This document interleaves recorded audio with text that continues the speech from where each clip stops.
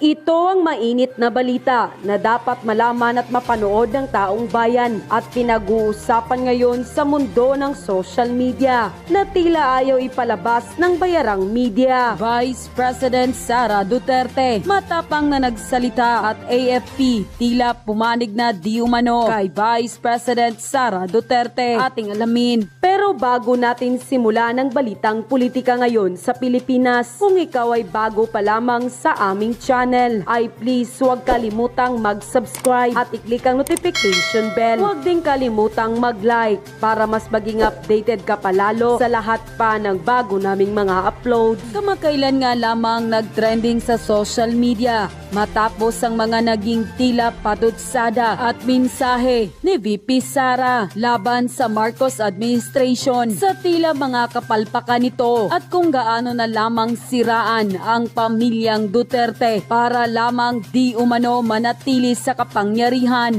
habang buhay. At kung ating matatandaan kamakailan, kwinisyon ng mga kritiko ni VP Sara ang dami ng mga kapulisan at sundalo na nakatalaga dito. Ngunit sa pagkakataong ito ay tila pumapanig na di umano ang ating mga kapulisan at kasundaluhan kay VP Sara Duterte. Dahil dito, ibinalik na ng PNP ang security ni VP Sara at ayon pa sa AFP, walang nakikitang problema sa usapin ng pagpili ni VP Sara sa kanyang magiging security. At ayon pa sa AFP, buhay ng pangalawang pangulo ang nakataya dito. Ipinaliwanag rin ng AFP ang 400 na security detained ng Vice President Sara Duterte na tila pilit namang kwinikwestiyon ng mga kritiko nito.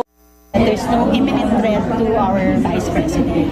On the side of the AFP, because the Presidential Security Command is under the umbrella of the AFP, of course we'll be performing our mission of protecting our BB. Matapos lumabas ang balitang ito ay hindi naman nakapagpigil ang taong bayan sa mundo ng social media na magbigay ng kanilang mga komento at hinaing sa usaping ito. At ayon pa sa kanila, hindi dapat masayang ang pinaghirapan ng mga AFP at PNP para mapanatili ang kaayusan at katahimikan ng ating bansa. Huwag niyong hayaan na malubog ang bansa sa kamay ng mga adiktos at maubos nila ang kaba ng ating bansa. Kawawa ang bansang ito at maging ang mga kabataan at mga profesional na nalulong sa pinagbabawal na gamot. Yung mga sumasang-ayon sa kanilang ginagawa, malamang ay malaki ang pakinabang sa posisyon na naibigay sa kanila. Kaya naman tikom ang bibig na nabusalan at natakpan na ng kanilang mga mata. Isalba nyo ang mga taong matitino na mabibiktima nila para mabigyan. Yes, men in uniform, sama-sama sa tunay na unity. Team Maisog, laban, kasama ang bayan nating mahal. Support VP Sara. Walang ibang magtatanggol sa mga Pilipino. Kung di magkaisa po tayong lahat, labanan ng mga taong manlulupig sa ating malayang pamamahayag at kapayapaan ng ating nag-iisang inang bayan. Wala naman pong ibang pagmamalasakit sa mga Pinoy, kundi tayo-tayo rin po. Men in uniform, mga matalino sila. Ramdam nilang tunay na VP Sara at kay PRRD, lalo na ang men in uniform, sinumpaan nila ang protektahan ng ating bansa at Pilipinas. PRRD, go! Senator Bongo at Senator Bato, kakasuhan. Pero may problema. Yan po ang pag-uusapan natin. Kakasuhan sila, pero may sabit. Itong pautot ng Quad Committee, Quadcom. Ididemanda si PRRD. The House Quad Committee has formally recommended the filing of charges against former President Rodrigo Duterte, Senator Ronald De La Rosa, Senator Bongo, among other personalities, for alleged crimes against humanity in relation to the Crimes against humanity. Crimes against humanity. O yan. Yun po ang ikakaso at irerekomenda dito kay PRRD, Senator Bongo, at Senator Bato. war on drugs. Earlier during the final session day of the year, Quadcom lead chair Robert Ace Barbers presented their Ayan. Si Ace Barbers pa. Okay. Ito talagang Quadcom. Talagang naghahanap kayo ng gulo. Okay? Nakikita naman natin. Natatakot na ang iyong mga kasamahan. Wala nang gustong pumirma sa impeachment. No. Tapos kayo talaga naghahanap kayo ng gulo, pagkatapos sisimulan ninyo, gaya ng sa impeachment, sisimulan ninyo yung pagkalkal kay VP Sara, sasabihin ninyo na ito ay impeachable offense, etc., etc., lahat ibabato nyo na sa kanila. Ang dulo, wala. Anong nangyari sa inyo? Mr. Announcement, Hindi naman natutuloy, di ba? Announce kayo ng announce. Eto na naman kayo, mag-a-announce na naman kayo. Irirekomenda nyo. Eto si Barbers, puro rekomendasyon. Di ba? O, anong una niyang ginawa? O, eto ha. Huwag ka magagalit, Senator, ikaw, Senator tuloy. O, Congressman Barbers, di ba merong nababalita? Hindi ko po sinasabing totoo to o hindi totoo. Nasa husgado ang desisyon, hindi para sa akin ang maghusga. Pero may nababalita na may mga involved sa mga kamag-anak mo na di umano sa droga at nahuli ng mga pulis. Di ba? Anong ginawa mo? Nirekomenda mo sa NBI na imbestigahan to. Pinahahanap mo yung mga nagbabalitang vloggers. Di ba? Ganyan ang gusto nyo, puro magrekomenda eh. Pero teka muna, Barbers, sana instead na nirekomenda mo na imbestigahan to ng NBI, sana ni-research nyo kung sino-sino to mga vloggers na ito kaysa announce kayo ng announce. Kasi ang datingan, pag announce kayo ng announce, puro lang pananakot. Di ba? Ako hindi ko nga binalita yun eh. Pero napapanood natin yun, nababalitaan natin yun, nilabas ng media yun. Anong ginawa mo, Barbers? Imbis na itinanggi mo. Kasi kung hindi naman totoo, at politiko yung mga kamag-anak mo, kung hindi totoo, sana tinanggi ninyo na hindi kayo involved sa droga. Anong ginawa mo? Pinaiimbestigahan mo yung nagbalita. Sabi nga ika nga, don't kill the messenger. Ibinalita ng ibang vloggers eh. Hindi po ako kasama doon ha. Pero kahit hindi po ako kasama doon sa nagbalita, hindi po tama na paiimbestigahan nyo sa NBI. Tingnan nyo muna, may katotohanan ba yung sinasabi ng vloggers? Kung may katotohanan, bakit nyo paiimbestigahan sa NBI? Kung wala namang katotohanan, di sana itinanggi nyo. Lagi kayo nandiyan dyan, may mga privilege speech kayo, nasa TV kayo, may press con kayo, meron kayong quadcom. Ibalita ninyo. Itanggi ninyo, di ba? O ngayon, meron ka na naman irirekomenda. O nakasuhan, itong sila PRRD, si Senator Bongo at si Senator Bato. Teka muna, Senator Congressman Barbers. Natatawa na lang kami eh. Ang dami kong natatanggap na mga komentaryo. Hindi nyo ba nababasa? Of all people, ikaw pa magre-recommenda niyan, meron nga kayong dawit. Hindi ko sinasabing totoo to o hindi. Pero may anomalya eh. May alingas-ngas, may usok. Hindi mo nga tinatanggi. Halimbawa, sinabihan ka, ikaw ay bangag, ikaw ay adik. Halimbawa lang ha. Hindi ko sinasabing totoo. Halimbawa lang. Tapos ikaw pa magpapaimbestiga, ikaw nga may anomalyang droga. Itanggi nyo muna.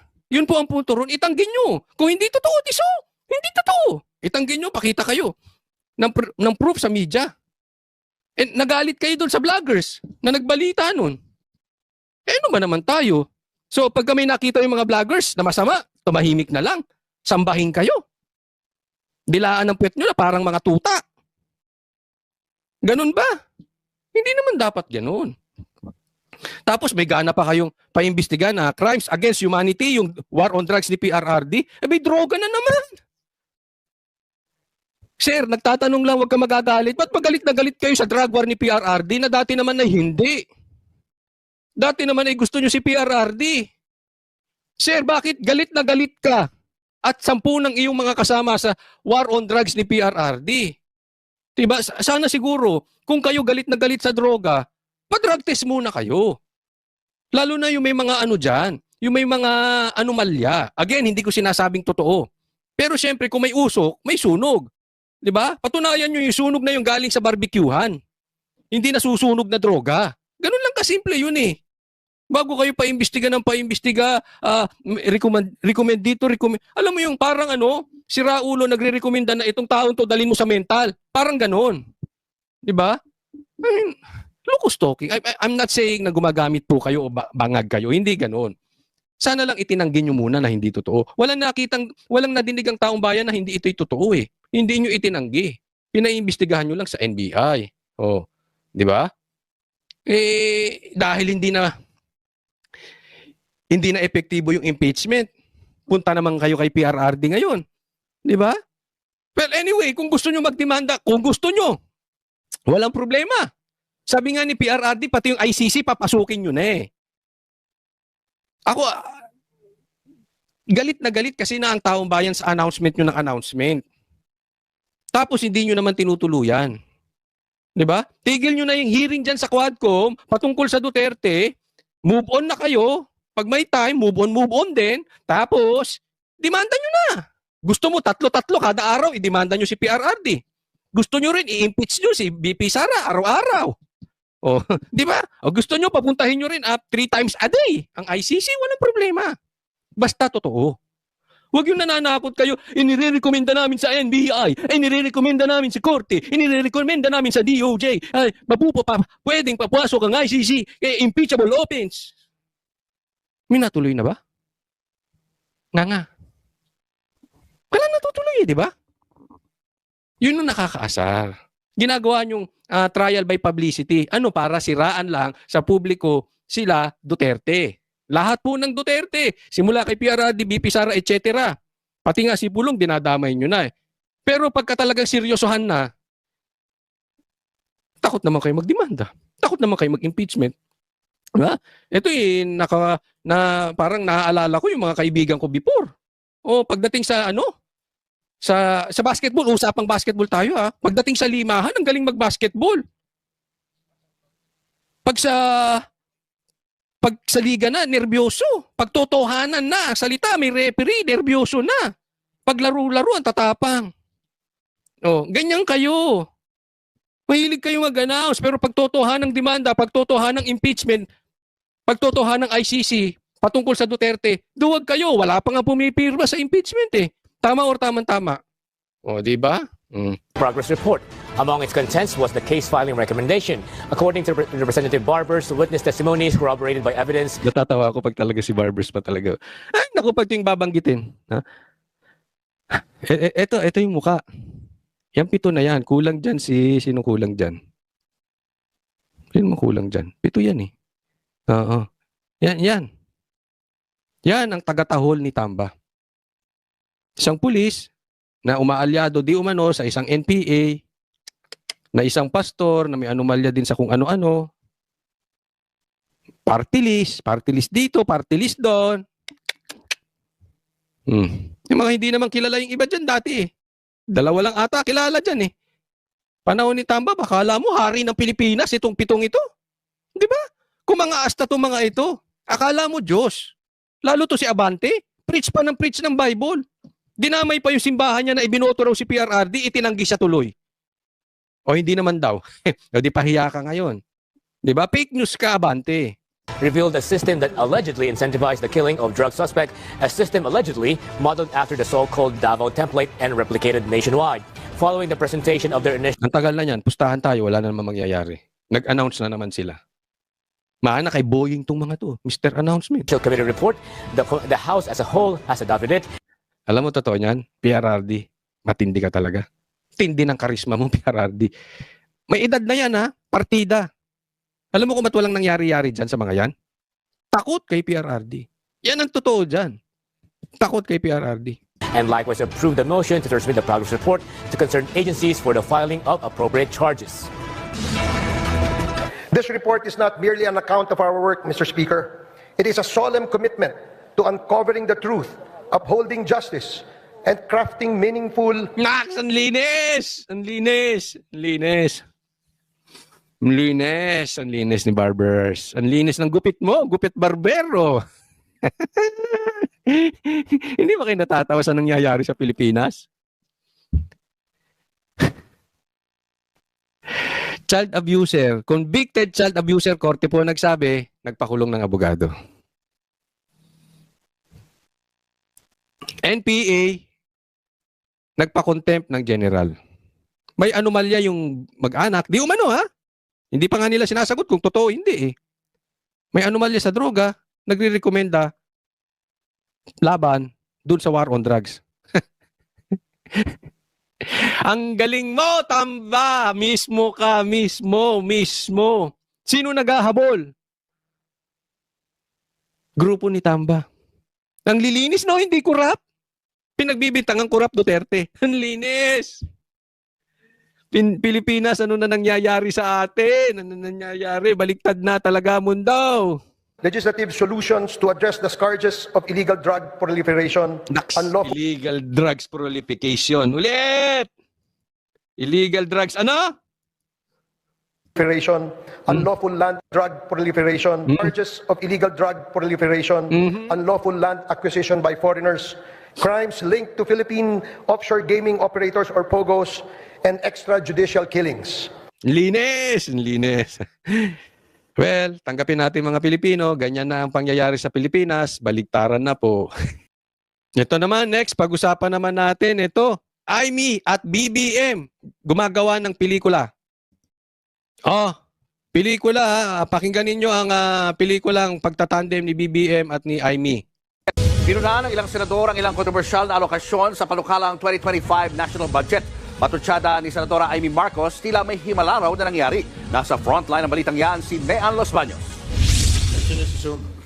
Hango sa linya ng isang sikat na pelikula, nagpatutsada ang kapatid ng Pangulo ni Senator Aimee Marcos sa naipasang panukalang national budget para sa susunod na taon. Wala nga bang himala sa nakalipas na BICAM? 10 ng sambayanan Ang linis mo, Aimee. Ang linis mo. Pulang-pulas. Merry Christmas, Happy New Year, Aimee. Pulang-pula ka. pakiwari ko na may himalang naganap. Nalabag sa patakaran natin dito sa Kongreso. Himalang lihim na ginawang pulubi ang Pilipinong animoy nanlilimos at naghihirap sa harap ng mga ganid at makapangyarihan. Maging ang ating Pangulo, aking kapatid, ay nagduda na. Unang kinastigo ni Senator Marcos ang liderato ng Senado na anya ay hindi pinakinggan ang kanyang hiling na gawing klaro ang diskusyon sa budget, partikular ang BICAM meeting. Alam mo, don't get me wrong ha. Hindi ko sinasabing mali yung ginagawa ni Aimee. Tama naman yun eh. Kini-question niya, lalo na yung naging budget. Lalong-lalo na dito sa budget patungkol sa AKAP. Tama naman yun. At kini-question niya yung Senado, ba't pinalusot nyo yan? Hindi naman pumirma dyan si Aimee eh. So sa puntong yon, tama. No? Yung mga pinaglalaban niya, tama yun. Maganda yun. Sabi nga natin eh, pag tama, palakpakan, pag mali, banatan. Yan po ang banateros eh. So yung ginagawa ni Aimee na yun, sinasabi niya, pinaglalaban niya, tama. Pero, hindi ako bilib. Kasi para sa akin, parang mistulang gumagawa ng pelikula itong magkapatid. Ha? Nagreklamo ang taong bayan, reklamo, pasok si Aimee, kunwari nagagalit siya kay Bongbong Marcos, ganyan-ganyan, etc., hindi na lang niya i-text. But anyway, sinabi niya pa dyan sa kanyang mga speeches, etc. Tapos, ibibito to. Hindi pipirmahan ni Marcos. Di ba? Pag hindi niya pinirmahan yan at nabago yung budget, sino hero? Tanong ko sa inyo. Sino hero? Alam mo, tinutulak din ni Senator Bongo to ha. Hindi lang siya maingay katulad ni Aimee. Pero galit din siya doon sa pagpapasa ng budget na yan, including Senator Bato. Eto lang si Aimee, madalas din lumabas sa mainstream media. Alam naman natin kung bakit. Di ba? Si Aimee ang maingay dyan. So tama yan. Pero mag-iingat tayong Pilipino. Parang awa nyo na. Huwag kayong papabudol. Sakyan lang natin si Aimee. Sakyan lang natin. Anyway, sinakyan din nila si Sara eh. Di ba? Ginamit nila si BP Sara para makaupo yung kapatid niya eh. Imposibleng, kung totoong adik yung kapatid ni Aimee na si BBM, totoo man or hindi totoo, alam ni Aimee yan. Alam ni Aimee kung may problema si BBM o wala. Alam ni Aimee kung nakikialam si Lisa o hindi. Bakit hindi siya nagsalita? Bakit kinonvince pa rin niya si BP Sara na bumaba bilang Vice President? Di ba? So ginamit nila si BP Sara. Tayo, gamitin lang natin. Sige, maganda yung pinaglalaban mo nang hindi matupad yung napakalaking budget ng AKAP. Dahil gagamitin lang yan sa vote buying, na legalized vote buying ng kampon ni Tamba. Yung grupo ni Tamba. Okay, maganda yung sinasabi mo. Pero mag-iingat, okay? Huwag papabudol ulit. Gamitin lang natin sila. Ha? Baka mamaya mabudol na naman kayo sa pasalita na ito sa media. Pelikula lang yan. Good cop, bad cop. Kunwari bad cop si BBM for the meantime kasi mag-e-eleksyon. Sino ang good cop? Si Aimee. Pag binito, pinaglaban ko yung budget na hindi matuloy yung sa AKAP. Mo, di ba? Wag tayong papaloko. Tandaan nyo, Marcos yan, budol-budol yan. Bago ito papirmahan sa kanila. Gate ng Senadora, hindi sila binigyan ng paunang kopya bago papirmahan ang BICAM report. Sa kasamaang palad, hanggang ngayon lahat kami ay nangangapa sa dilim. Paano naman ako pipirma sa blankot kulang-kulang na papel? Tama naman si Aimee doon. Sinita ni Senator Marcos ang lumusot na higit 1 trillion pesos na budget ng Department of Public Works. 1 trillion, oh. Oh, samantalang DepEd, wala. Ay binawasan. Tapos yung PhilHealth, wala. Works and Highways o DPWH. Kinwestiyon din ng senadora ang mas malaking pondo na ibinigay sa DPWH kesa sa sektor ng edukasyon na paglabag daw sa konstitusyon. Tama, Laking mali gulat yun. din daw ni Senator Marcos ang paglusot sa BICAM ng pondo para sa ayuda para sa kapos ang kita o akap na una nang tinanggal sa Senado. Ayan ba ang himala? 26 billion na panakip butas, 26 billion na dapat sana ay lunas sa 26 billion ha. Billion. We are talking about billion dyan sa akap na yan. 21 billion dyan sa kampo ni Tamba.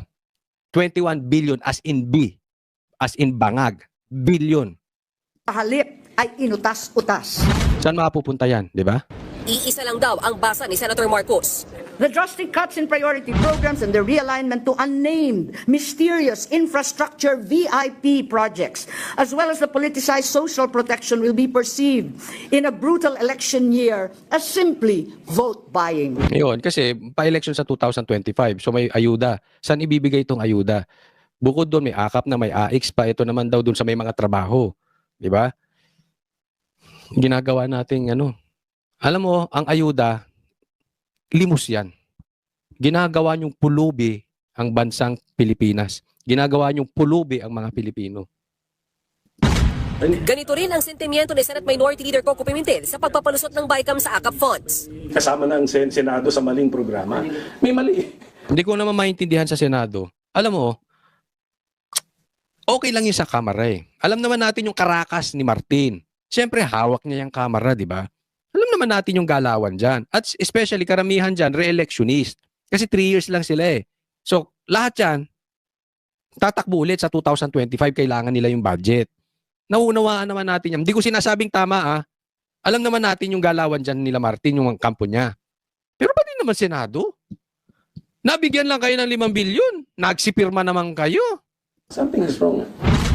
Nagpasalamat naman si Senator Marcos na ipinagpaliban muna ng Pangulo ang pagpirma sa panukalang 2025 national budget. Nanawagan na ako sa aking kapatid, ang ating mahal na Pangulong Bongbong, na kung mahina ang aking boses mag-isa, ngayon nawa ay marinig mo ang sama-samang sumamon ng taong bayan. Sinong bida?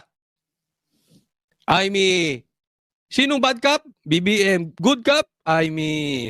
Palakpakan, wag. Hindi. Tama, palakpakan. Pero wag iboto, ha? Mag-iingat. Si Amy Marcos yan. Hindi kailangan pang umabot sa veto, kundi ibalik na lamang sa BICAM. Huwag na munang pirmahan hanggat di pa nasasaayos muli nating mga mambabatas. Ayon naman kay Senate Finance Committee Chairperson Senator Grace Poe, isa itong mabuting senyales ng demokrasya.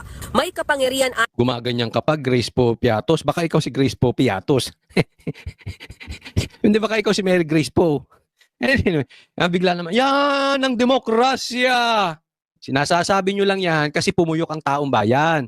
Di ba? Alam nyo, eto yan ha. Huwag nyo kakalimutan. Nadidinig tayo. Nagsisiurong. Yung impeachment, wala na. Asa na yung impeachment? Nga na. Magpapasko na. Wala pa rin. ICC, magpapasko na. Wala pa rin. Di ba? Ano na sila eh. Eto, hindi na rin pipirmahan ni Marcos. Ipapagpaliban. Di ba? Yung sigaw nyo sa social media, kala nyo hindi dinig yan? Kahit hindi kayo vlogger, isigaw lang nyo ng isigaw sa Facebook, sa YouTube, sige lang, bakbakan nyo. Kasi tinan nyo, natatakot silang pumirma sa impeachment ni BP Sara, itong mga kongresista, natakot si Marcos na hindi pirmahan, di ba? Alam mo, may impact kayo, publiko, may impact po kayo. So maraming salamat sa tulong ninyo, and patuloy po tayo mag-ingay. Yan yung sinasabi ni BP Sara eh. Yung bukod sa peaceful assembly, yung marinig kayo ng gobyernong ito.